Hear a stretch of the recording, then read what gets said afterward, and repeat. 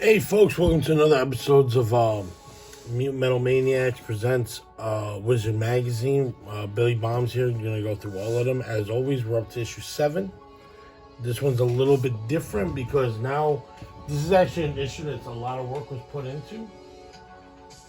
While some of the other ones you're gonna see are very lackluster. I'm starting to figure them out a little bit better. So let's open this up.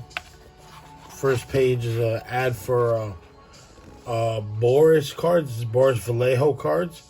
This is series 2. This is right before it really becomes a card craze where they start printing anything.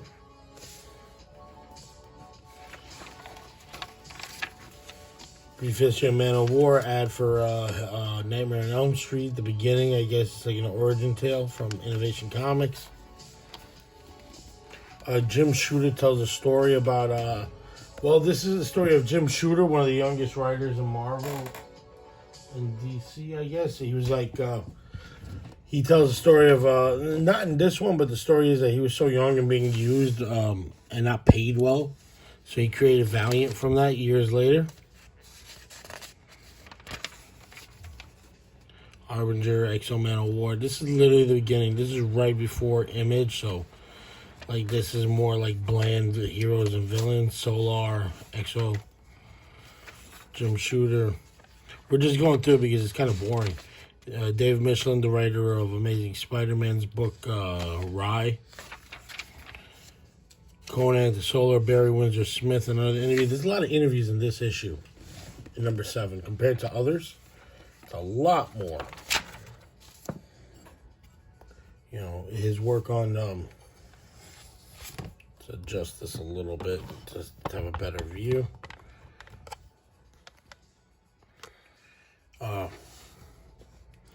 One of the covers of the X-Men that he did. There was also a brief history of the Flash in this issue. Interview with Larry Stroman about X Factor. He was the artist at the time. He's like this is like the jumping on point for a lot of us on X Factor. Like we forget that it was the first X-Men team as X Factor, and it becomes this one with Wolfsbane, Polaris, Guido, Havoc, and Multiple Men was later added on. It talks about his history in Alien Legion and stuff. Great artist, because I really do enjoy the artwork in X Factor at that time. Advertises for comic book stores. Interview with Dave Sim about Cerebus. His artwork style. Here they talk about the X-Men movie again. This time Schwarzenegger as Colossus, a model named Paulina as Psylocke, and Robert De Niro as Wolverine. They're really pushing for it. They show a scene from Pride of the X-Men, which is like one of the best one-shot cartoons ever come out, right before the 92 X-Men came out. This is from 1989. More of this, that's in every issue. Artists that send in stuff. Young artists. Sadly, I don't recognize any of the names that's coming up later on.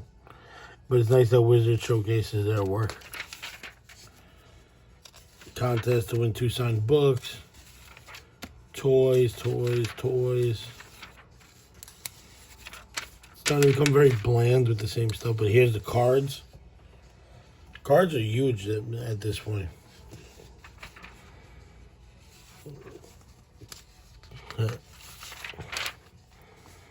Poster of, I think this one is X-O-Man of War.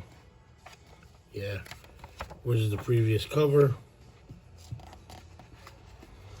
Comic book hotline to call them up to ask them about comic book tips. Love the scammers. Word searches, fun stuff to do. Quizzes.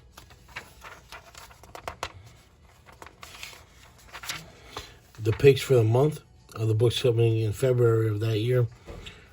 Sam Keefe's cover of Marvel Comics Presents. Youngblood #1 is actually coming out. This is literally the first book from Image. You know, so this is the start of it. other books that are on here, Justice League Spectacular, Shadow Man by David Lapham. Funny part is I didn't know he started off on artwork on here because I just know him from what is it like? It's something Stray Bullets. I remember Stray Bullets. Oh, the first appearance of Carnage was around this time. Back then it was $1. Now it's a few $100. Collecting comics, top 10 from what was published. Number 1 was Punisher Warzone number 1, which is Jim Lee.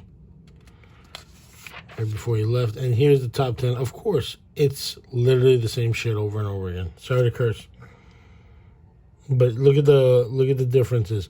New Mutants is number 1, number 87, first printing. Number 7 in this thing, 87, is the second printing. And then X-Force, but white cards. Certain cards that came with them. Forgot about it. And here's the regular, like, Blizzard price guide for books like Ape City, Ape Nation, Aquaman. There's not much going on in this issue other than the interviews. I am a little bit lost. I might have lost track on stuff, so I'm going to go back. Elvira's always a big hit.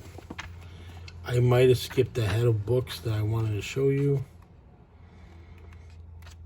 because they had books to be on the market. Watch out for. It's definitely not Valiant.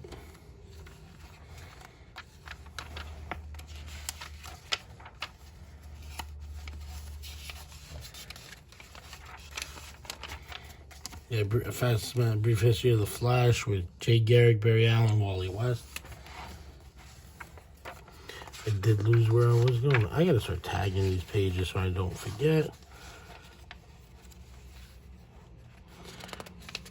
Because their books to watch out for was really interesting.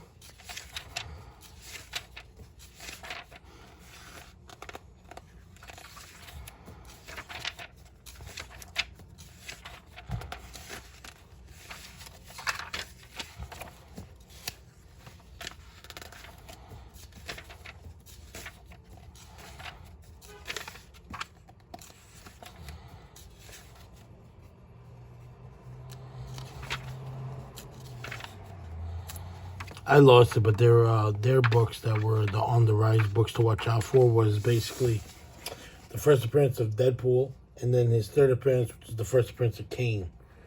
So they put it in there.